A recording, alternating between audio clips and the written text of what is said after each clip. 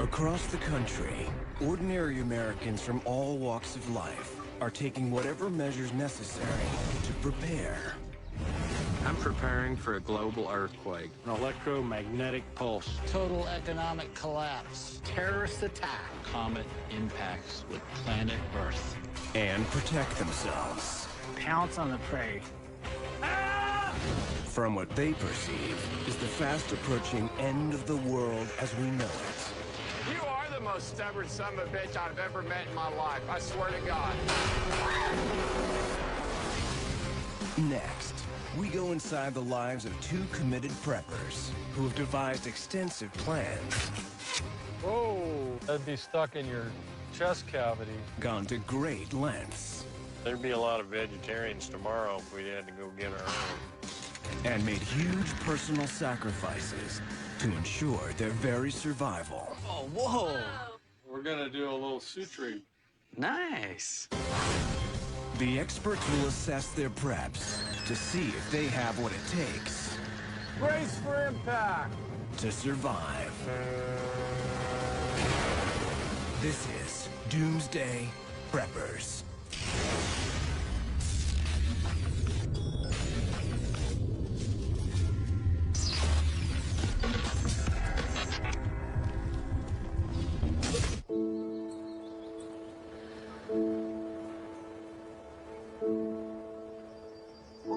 Hi, I'm Kevin Coy, and I live in Eastern Washington, And I'm Anissa Coy.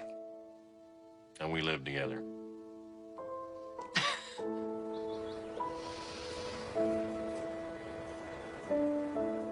I admit I have an obsession with prepping. I try to deal with it by just, telling them it's a hobby, but it's more than a hobby. I can't do it. Like, I really don't think I can do it.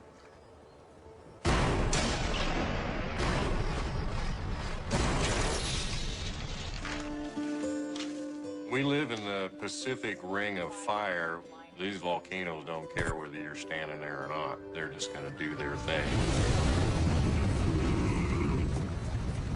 The Ring of Fire is a chain of seismic activity and 452 volcanoes surrounding the Pacific Ocean.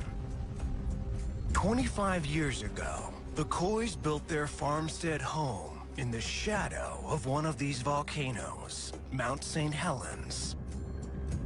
It previously erupted in 1980, spewing an ash cloud 80,000 feet in the air, spreading ash across 11 states, and killing everything in 200 square miles within 10 minutes. When St. Helens blew, most of my family was in the middle part of the state, about 170 miles away, and my grandfather got very ill because of it, because he inhaled some of the ash and had to be rushed to the hospital. And when the ambulance was on the way to get him, the ambulance actually broke down because it sucked ash into their vehicle. It has the ability to travel faster than a freight train, and not unlike a mudslide version of a tsunami. Volcanic ash can kill livestock and sterilize soil for decades. So unlike many other preppers who plan to flee, then return home once order is restored, the Coys believe that once they bug out, they're never coming back.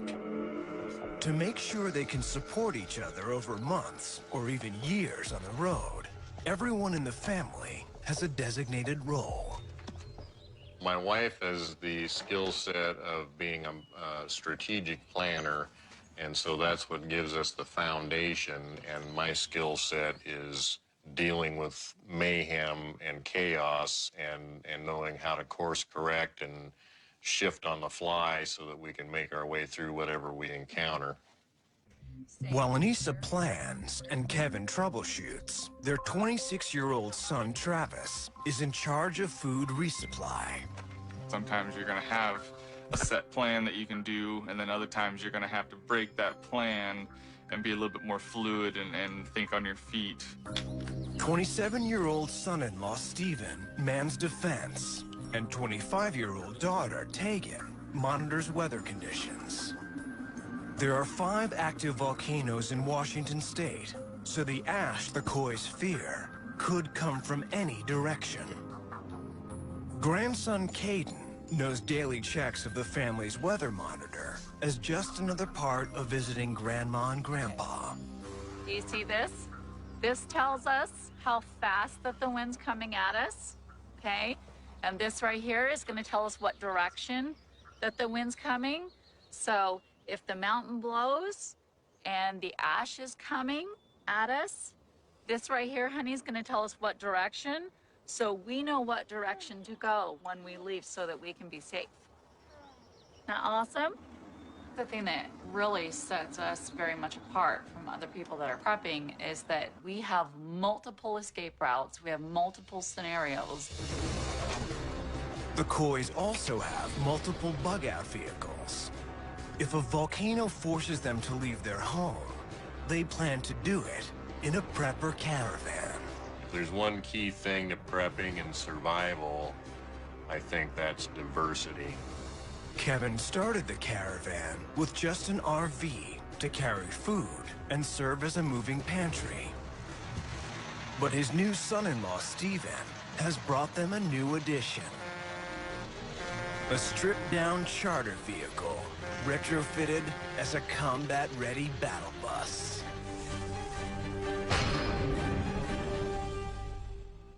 I got it set up now to all the windows will kick out. Yeah. For quick evac. You can just pop them out. We're tossing around the idea of bull bars, cow catchers, snow plows. We can clear vehicles that are broken down in the road, roadblocks, any sort of fallen trees. We've also been talking about putting a trap door in right here. We're gonna have a sleeping bay underneath in the first bay anyways. If you gotta bust out, hop in the trap door, hop out a luggage bay door, and you don't have to go through that fatal funnel up there. Gotcha, right. My son-in-law, Steven, has a military background. He's recently left the Army. He has seen a lot of things that the people of the U.S. have never seen.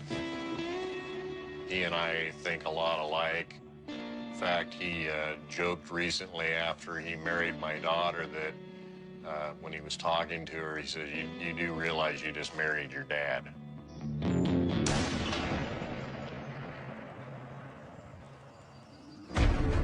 If the roads are jammed, or if the ash is enough to clog car engines, the Kois caravan could grind to a halt.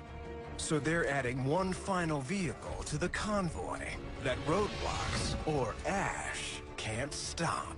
In just a few hours, we could be down to the Columbia River, we can put the boat in, get off the road, and we're not subject to the National Guard shutting down roads, cars being stuck because I can't drive in the ash.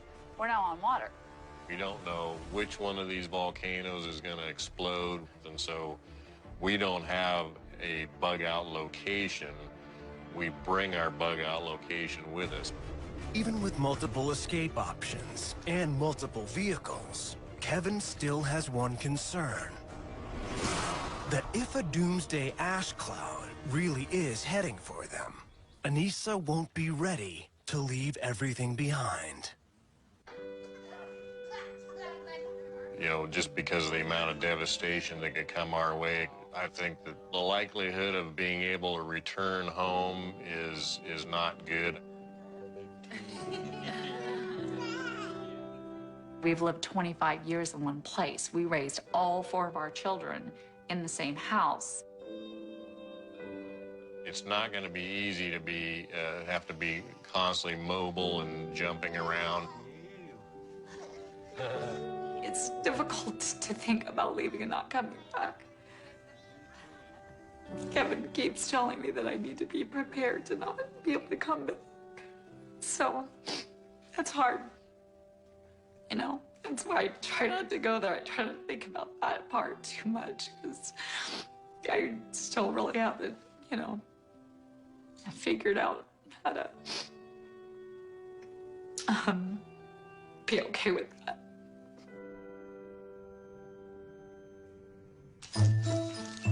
But Kevin has an idea to get Anissa psychologically ready to abandon their home. It's a prep that will let her take the comfort of four walls with her wherever she goes. He calls it the Micro House. Going to come out and see what I've been making. Today, he's showing her inside for the first time. Wow. It's not ginormous. The Micro House is a miniature 8 by 12 foot cabin that sits on blocks, can be loaded onto a trailer, and taken on the road. So Anissa will have a homier alternative to the sleeping bays in the bus. Are you gonna put... That's the toilet. Wow. It's a perpetual use, organic, you know, There's component. like no plumbing or anything on it? No, you got to have an organic cover material that we get. It could be sawdust or peat moss or soil or whatever is handy. Just put it in there? And you just cover everything up every time you use it. It's not going to smell like a porta potty does? I've had this sitting full in 100-degree heat inside of a confined space, and you couldn't smell anything but sawdust. We can just pick this thing up, put it back down as many times as we need to, and we can take this with us when we bug out, and I don't care how long we're on the run, we can have home wherever we go. I like that. I'm not sure where I will hang all my pictures. I mean, it's great to have the windows, but there's not a whole lot of wall space, so to rethink that one a little bit. There's a psychological advantage of having shelter. Your peace of mind and stress level is going to be less if you've got good, solid shelter. The shelter that's transportable and easy to move so that we can be flexible in where we need to go. Like it? Yeah, it's good. Kevin wants Anissa to not look back if they have to abandon their home to escape volcanic ash. But that's not the only challenge she could face in a doomsday scenario. If something should happen to Kevin, he wants every member of the family ready to take over his duties, including one that Anissa has spent 25 years avoiding. It's just mind over matter. Yeah, I just can't. Yeah, I can't do it. Kevin and Anissa Coy are preparing for a catastrophic volcanic eruption that could end life as they know it. Kevin spends up to 8 hours each day developing new preps to help them escape a deadly ash cloud that could come from any direction. When we first saw on some TV shows about different people prepping, I was like, oh, honey, that's what you are. You're a prepper. Since ash could contaminate crops across Washington, the family stocks 1 year of food spread across the multiple vehicles in their prepper caravan. But that's not the only food source they plan to rely on after a doomsday eruption. We have a lot of food that I like to say is stored on the hoof. We have right now about a dozen pigs, male and female, so that we can breed and produce more, 30 rabbits, and we have 25 chickens, and a goat. When it gets right down to it, we do have a little poodle and a chihuahua. I'm kidding. Kevin formerly worked as a butcher, and the Coy family currently supplements store-bought goods with meat and eggs from their livestock. For Travis and the other Coy kids, mastering humane slaughter techniques is a rite of passage. Now, Kevin has decided it's Anissa's turn to learn. We don't have just one bug-out vehicle, so we don't have just one food plan either, and so if everybody knows how to do everything, then we've got the diversity and the cross-section of training for all the family members so that we've got a better odds of outcome. Right between the eyes. You can stick it through the fence on that one right there. Just about that far in front of his forehead. That far in front? Yeah, closer the better. And then pull the trigger. You're asking a lot of me. I don't know if I can do this. Okay. You might have to get in there. What?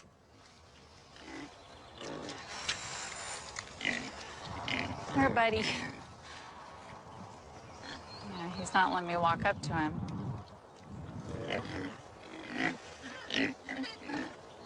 You're getting them worked up. They know something's up. This is just an aspect that's really tough for me. We all need to have as many skills in prepping as we can. You know, if we all know first aid, if we all know CPR, if we all know how to cook, if we all know how to drive the vehicles, everybody needs to diversify and learn all these skills about growing and processing our food, too. I can't do this. I can't do it, Kev. I just can't. Yeah, I can't do it. I need to be able to not be squeamish about that. I completely understand that. Yeah, there'd be a lot of vegetarians tomorrow if we had to go get our own. Travis, what do you get him by the leg and hand him over to me?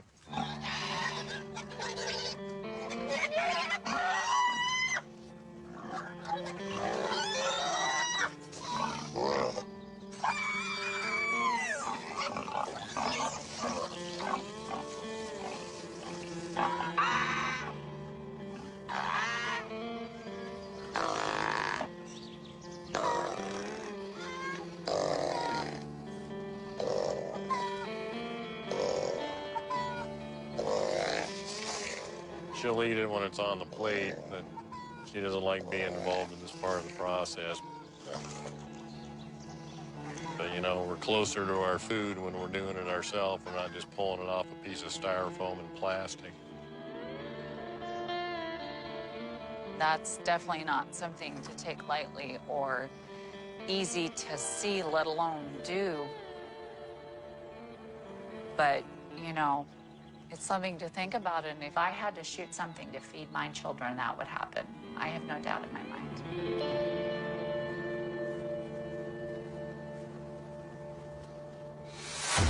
Animals are a critical part of Anissa and Kevin's food resupply plan. So if the family has to bug out to escape volcanic ash, the animals are coming with them. But as the whole family prepares to attempt a full bug out with multiple vehicles, a micro house, and animals, the drill itself will stretch them to the breaking point. Kevin and Anissa Coy believe they'll have limited time to escape their home if one of 5 nearby volcanoes erupts. They have multiple vehicles stocked with food, water, and supplies. But today, they're attempting something they've never tried before. Their first full-scale test run of their bug-out plan, with all available vehicles and animals. Travis, Anissa, will you come in the other room? We want to have a family meeting with everybody. If the volcanoes went off, we've got about an hour to scramble up and get out of here, and so I think we need to test fire everything, make sure it all works, and we can get out of here on time and get everything out the way we want to. In a worst-case scenario, the Coys fear volcanic ash could reach them in just over an hour. So today, with winds hitting 30 miles per hour, time is of the essence as they try to load up the RV, the boat, the bus, the animals, and the micro house before the clock runs out. So Travis will pull the boat. Right. Stephen? He'll drive the bus. Tegan, you can take the truck and the livestock trailer, and then we'll pull the RV out of here. Let's do it. As the hour starts, the Coy family puts on Tyvek suits, which protect against airborne hazards as small as 1 micrometer in diameter, including volcanic ash. Do I get the prize for being first? Let's go. Come on. Anissa brings up the year's worth of food supplies they keep in the basement. Hour or no hour, we gotta go. In a real life situation, that's it. We stay, we die.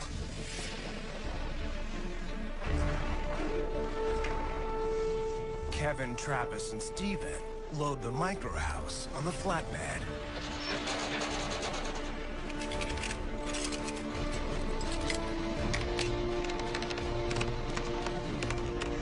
Despite being only 8 by 12 feet, the microhouse weighs 3,500 pounds, roughly the weight of a car.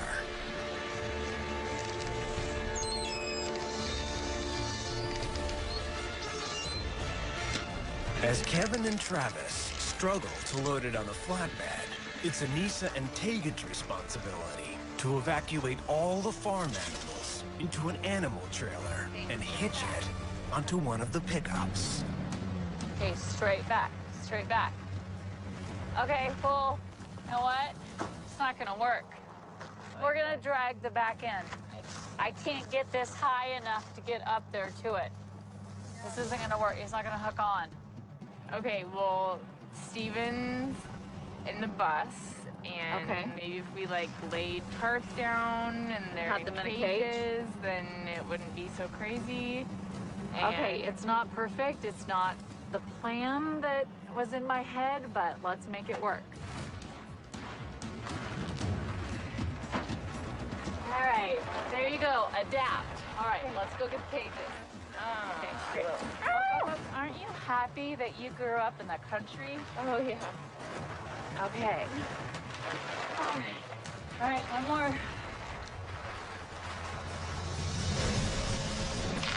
I got one rolling, it's biting into the bottom. Jesus. All right, so I need to lift this, and there's one block that just went up like that. Ready? Okay. Down.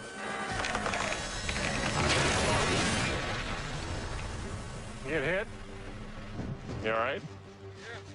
Turn around, let me see. There's a brown skid mark in your pants.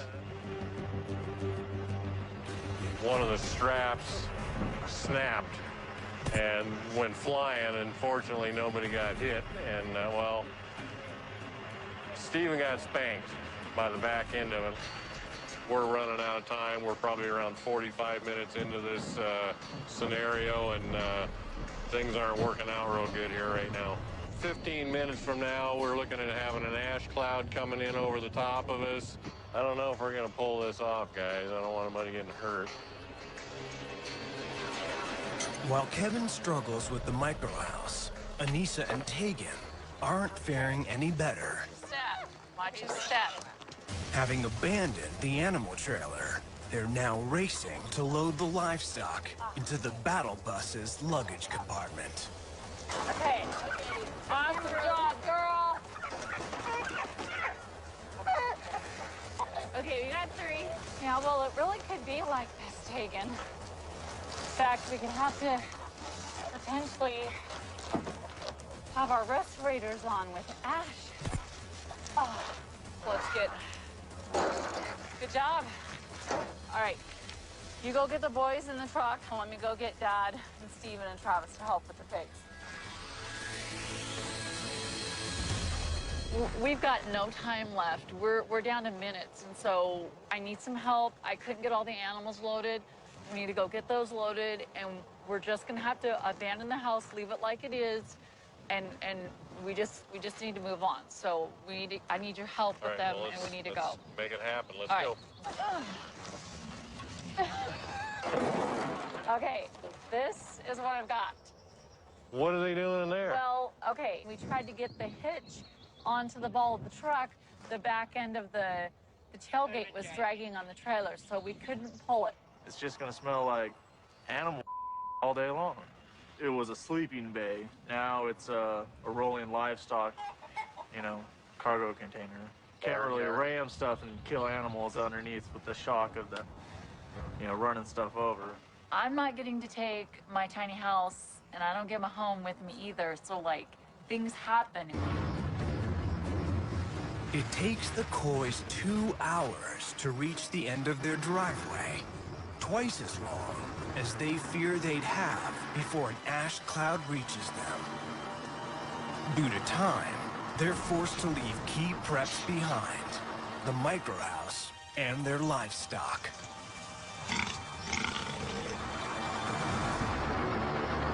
The drill is a failure.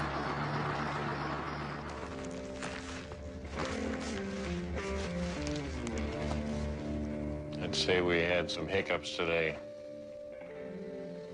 When we had up to 30-mile-an-hour gusts out there today, and if that ash had been coming at us, we would have actually been in some pretty serious trouble. But it's reality, though. You would maybe have that much time, if something happened, so. We should maybe do some drills and practices at night, because what if it's midnight and the volcano erupts? Well, we can always do it again tomorrow. Round 2. Knowing what we know now. Kevin and Anissa, the experts, practical preppers, commend you for planning for multiple contingencies. However, we recommend you prepare supplies to purify water, as after a volcanic eruption, natural sources may be contaminated. I absolutely feel we have a lot of kinks to work out in our plan and execution of bugging out if the volcanoes do erupt. And I think that actually being on the show has helped us see where we're weak in those areas. Practical Preppers has scored your preps in 5 categories of 20 points each. Food, 17 out of 20 points. Water, 12 out of 20 points. Shelter, your microhouse is a creative prep, but still requires work to be practical, 15 out of 20 points. Security, 11 out of 20 points. Your livestock could also serve as great barter items, 12 X Factor points. Your total score is 67 out of 100. You have 11 months initial survival time. Well, I'm pretty happy with that. I think we've got definite room for improvement. We're definitely going to keep working at it. We have done a number of additional drills on our bug out to make sure that we can get our timing down and get everything that we wanted to bring with us on board and get all the vehicles in line and get out of here in the limited time we would have from the disaster. And I am a much better pig catcher now. Washington State is home to 4 volcanoes deemed high risk. But since the Mount St. Helens disaster in 1980, there have been no major eruptions. Scientists currently monitor Mount St. Helens for steam venting or seismic activity that could indicate another eruption is imminent. Many preppers dream of being able to retreat to a fully equipped underground bunker as soon as things go south. But for Bill Simpson, nothing could be worse. He hates the idea of being buried. No light, no fresh air, rooted in place. But he still wants someplace safe and isolated where he and his family could escape doomsday. So he's come up with a way to have the bunker of his dreams. One that you'll never find in the same place twice.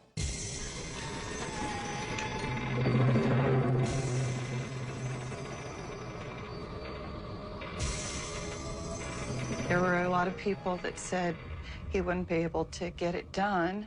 And of course, that just gives him more incentive to work harder. Bill Simpson has spent 6 years single-handedly building his perfect doomsday bunker. It's basically a fortress is made out of 90 tons of steel. But this bunker isn't 20 feet underground.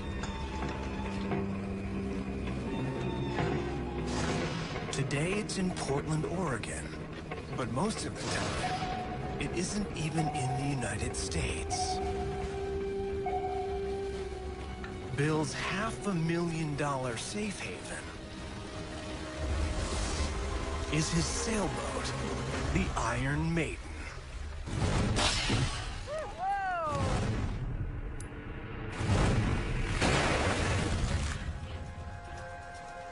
My wife and I can't possibly imagine going underground into a bunker. A boat is like a castle with a moat around it. You can have thousands of miles of water around your castle. Captain Bill believes that hiding out in the middle of the ocean is the only way to save his family from his greatest fear: a geomagnetic storm. A geomagnetic storm is caused when the sun erupts plasma out into space. It is so large and has so much mass that it generates its own magnetic field. When the plasma, or charged particles, reaches the Earth, it usually interacts with the atmosphere to cause a familiar sight to sailors: the Northern Lights, or Aurora Borealis. But approximately every 100 to 200 years, a severe eruption from the sun can reach the Earth's surface in the form of an electromagnetic pulse. It induces current in the crust of the Earth, and that causes power lines to fail. It causes all kinds of integrated circuits to fail. The strongest geomagnetic storm ever witnessed was the Carrington event of 1859. Very few electronics were in use at the time, but those that were caught on fire or stopped working altogether. Destroyed the telegraph systems that were on the Earth at that time. Some telegraph operators even got electrocuted. Today, if that same geomagnetic storm hit, it would demolish the national electrical grid. All the stoplights quit. You can't pump gas. The hospitals shut down. Nuclear power plants go cold. But even if every electrical circuit in America fries, the ones on the Iron Maiden should be safe, because Bill's boat has something many don't. The reason we named it the Iron Maiden is because it's a lot of heavy metal. Unlike other boats, which are made out of wood or fiberglass, an all-steel boat is the nearly perfect Faraday cage for the electronics that we have on board. A Faraday cage is a sealed metal container which creates a barrier against an electrical surge by forcing the current around instead of through the structure. A steel boat is just like that metal box. If it's shielded all the way around, the electromagnetic pulse cannot penetrate it and damage the integrated circuits and electronics inside. Built twice as strong as similar boats its size, the Iron Maiden can carry 10 tons of supplies and as many as 10 people, and still cruise at 12 miles per hour.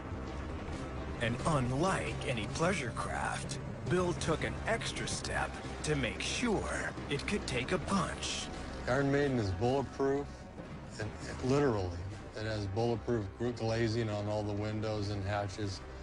It's basically a fortress at sea. Bill and Lori have spent as many as 3 years at sea in their floating fortress. With 2013 expected to be a peak year for solar activity, now Captain Bill is readying his family, select friends, and 3 chihuahuas to survive an extended voyage. Just as it was with my father handing down his knowledge and experience to me, I'm hoping to do the same for my family. First aboard is Bill and Lori's grandson, Billy. Hey, Billy.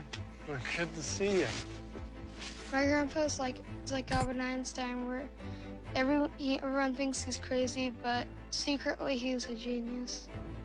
With Billy is a friend of the family, Edwin. Edwin's like a son to us. He's a real hard worker, and he understands being at sea and what's needed.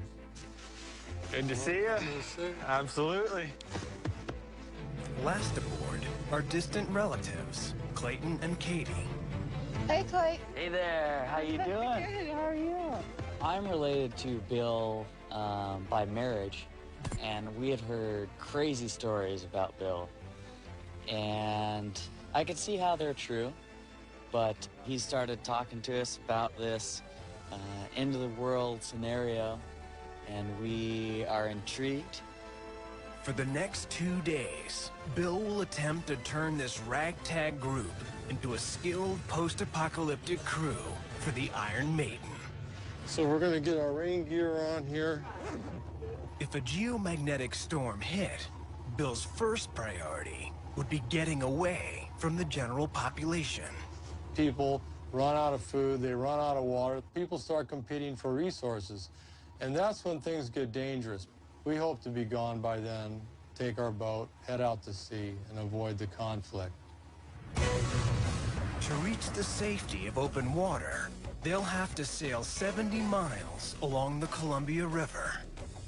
Although the Iron Maiden has a motor, in a doomsday scenario, Bill would insist on conserving diesel and running on sails only. Always clockwise, all winches go clockwise. The sailboat has an infinite range under sail. We can then use our 1,500 gallons of diesel to power our generators as needed. Always look up, make sure the sail's not fouling on the way up.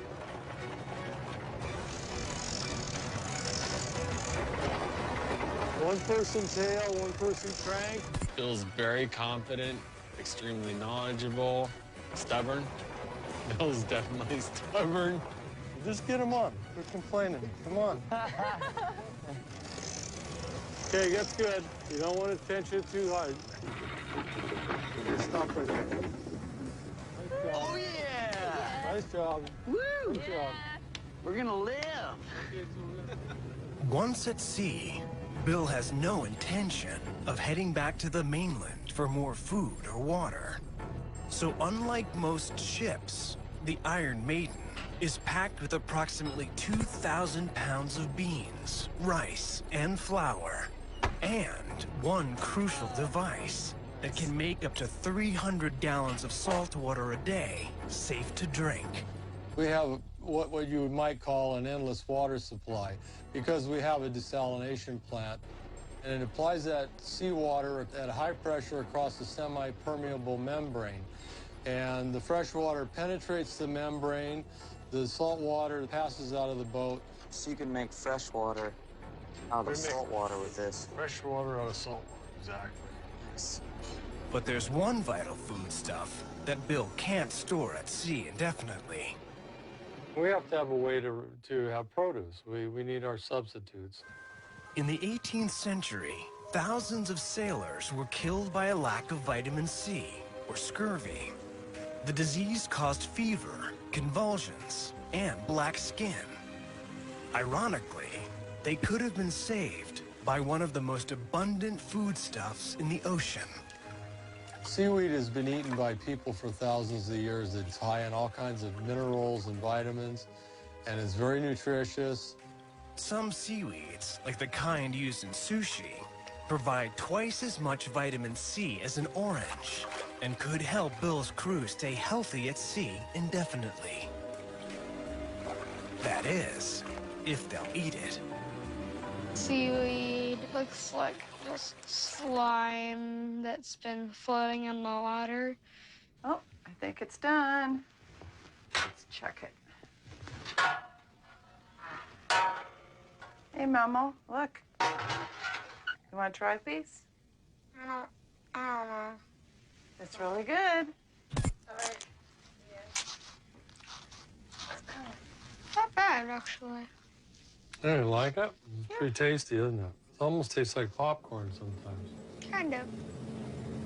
If a geomagnetic storm hits, Billy will need to adjust to more than just eating seaweed.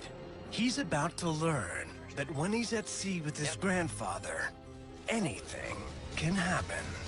Oh, whoa! Captain Bill Simpson plans to save his family from the geomagnetic storm he fears by taking to the sea in a 90-ton all-steel sailboat called the Iron Maiden.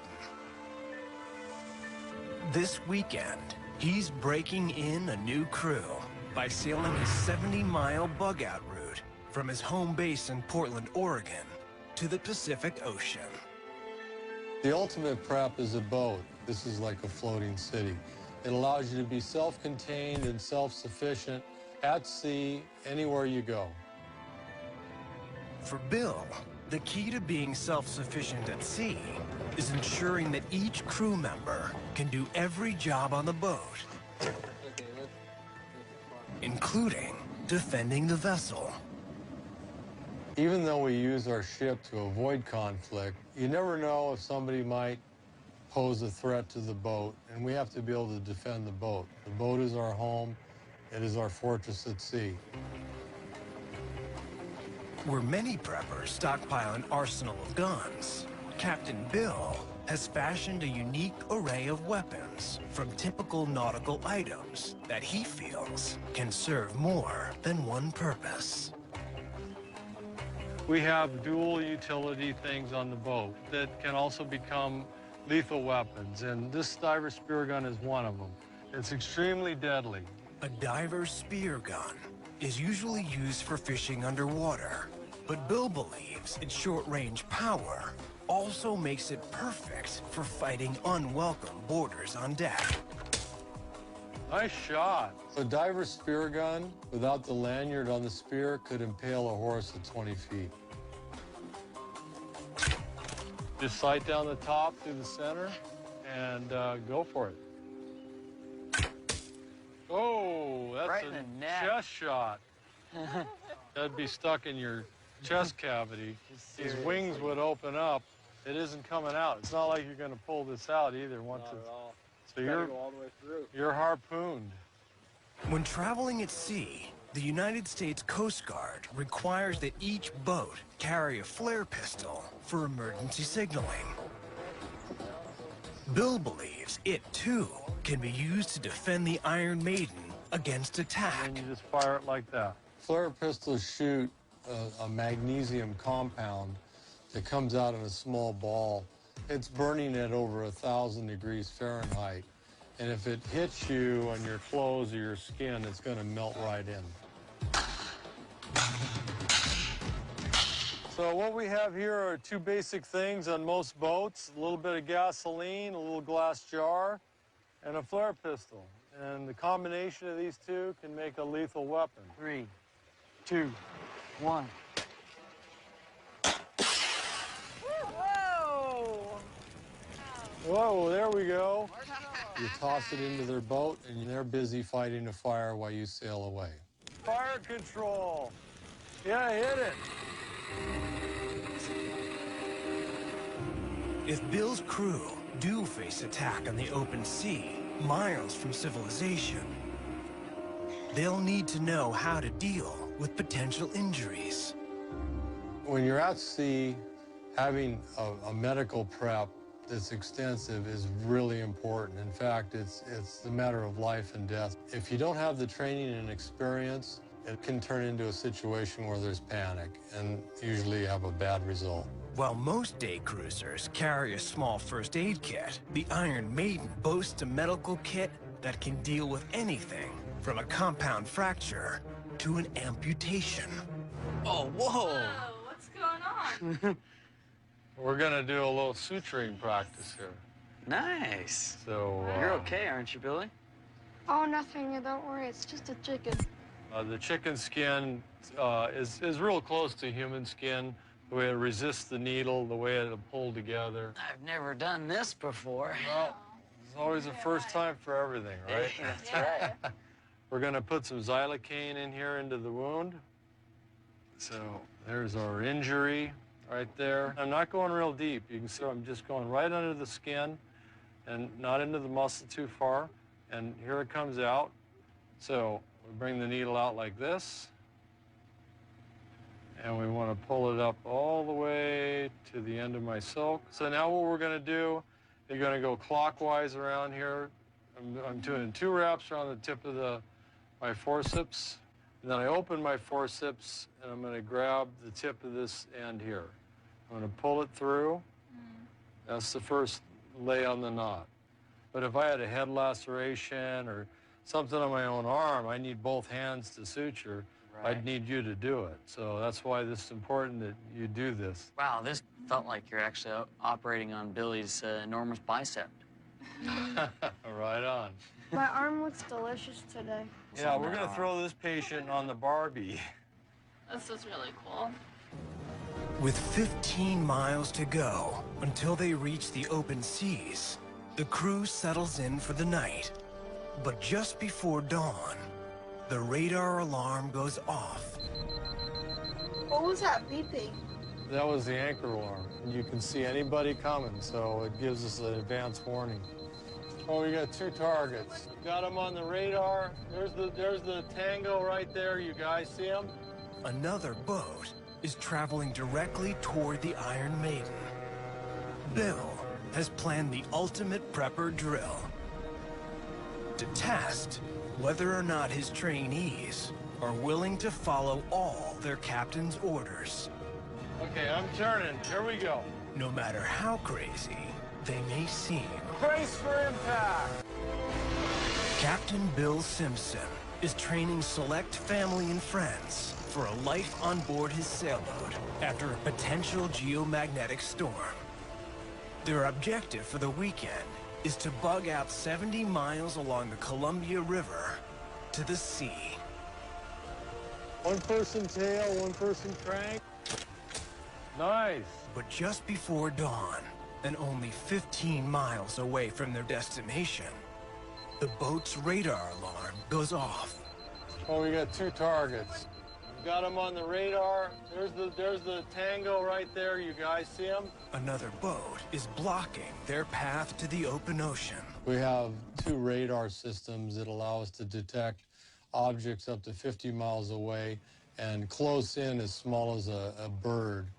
If a geomagnetic storm brings down the electrical grid, Bill believes that desperate citizens could threaten their journey along the river.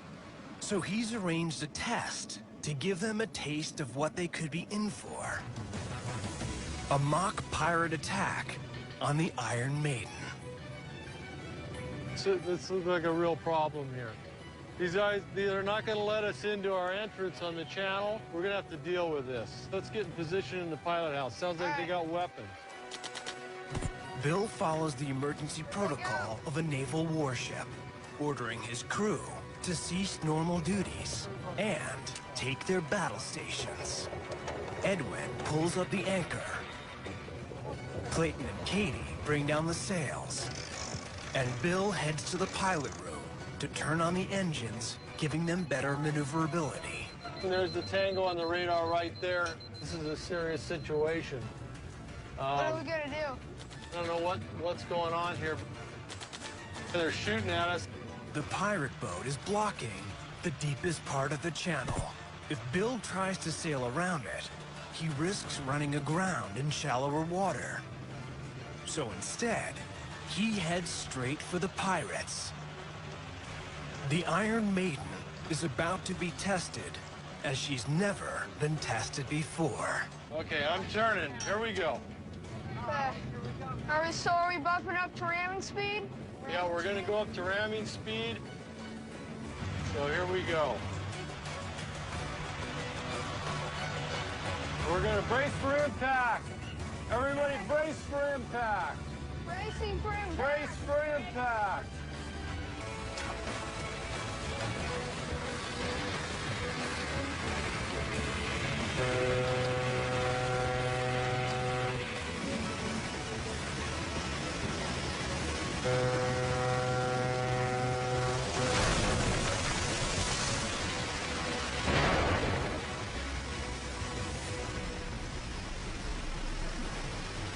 The 3/8-inch steel hull of the Iron Maiden has crushed the smaller boat. That'll teach those pirates. Exactly as Bill hoped. the boat. They must have jumped it. From my chair, you'd have to be pretty foolish to attack this boat. It's solid steel. It's basically a fortress at sea. It was pretty cool. It's like a big battering ram, you know, we didn't feel a thing. I don't even think we lost any paint. Nope. Let alone a dent. That's right. The crew now has a clear path to the open ocean. You know him for as long as I've known, then you know he's not crazy. And people, when they really do see him, how predictive and how much he really does know, they go, wow, actually, you know, he does do good. He just wants to be prepared for anything that will happen. I hadn't met these people before or anyone like them, but if my family and her family could be here with us on the boat, I would definitely go. I always called it our Noah's Ark. I feel as safe as you can feel out there in the big ocean. It is our refuge in an uncertain world.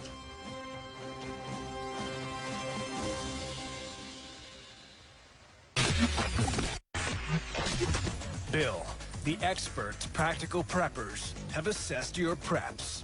Your food storage is adequate, but being dependent on deep water fishing is not a reliable resupply plan. We've just came back from 4 years of living at sea, caught plenty of fish every day. If your desalination equipment ever fails, you need to have enough water stored to make it to a freshwater source on land before running out. We're in a body of water called the Pacific Ocean. We have a desalination plant where we make all the water we need. To determine how long you could initially survive a catastrophe, Practical Preppers has scored your preps in 5 categories of 20 points each for a total possible score of 100. Food, 16 out of 20 points. Water, 19 out of 20 points. Security, the Iron Maiden offers some ballistic protection, 12 out of 20 points. But using your shelter as a battering ram puts your entire survival plan in jeopardy, 17 out of 20 points. In addition, its mobility allows you to go wherever the most resources are, giving you 19 X-Factor points. Overall, you get 83 out of 100 points. You have 18 months initial survival time. The bottom line here is you guys have no experience at sea, and it shows in your assessment. There's a big difference between surviving at sea and surviving on some flat land somewhere with a few chickens. You just don't know what you're talking about. While estimates on the odds of a monster solar storm occurring in the next decade range from 6 to 12%, experts are looking into additional measures to protect the grid. And the majority of solar flares pose no threat to America's power infrastructure.